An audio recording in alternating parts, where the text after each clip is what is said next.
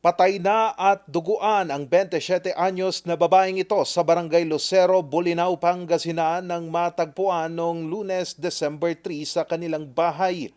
Ang biktima, tad-tad ng saksak. Nagtamo siya ng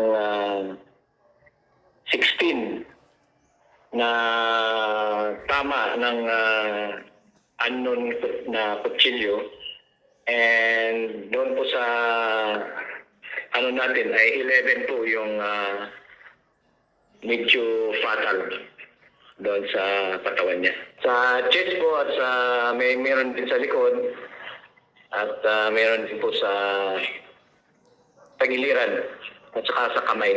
Sa investigasyon ng PNP, malabong pagnanakaw daw ang motibo at wala naman daw nakaalitan ang biktima bago ang krimen. Friendly at mabait naman daw ito. At saka businesswoman din kasi may mga alaalaga siyang baboy at saka mga manok. Nililinaw ko lang po, walang nawawala doon sa bahay. Kumpleto po yung mga gamit nila.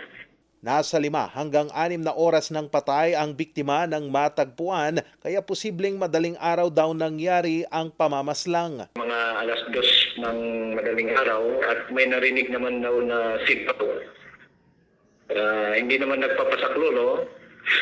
Basta narinig lang na sumigaw, and then ayun na po, wala po. Kaya ang inisip ng tao ay wala lang. Sinubukan ng news team na makuha ang panig ng pamilya ng biktima pero tumanggi muna silang magbigay ng anumang pahayag, pero patuloy ang kanilang panawagan para sa hustisya. Charles Nicolimon, RNG News.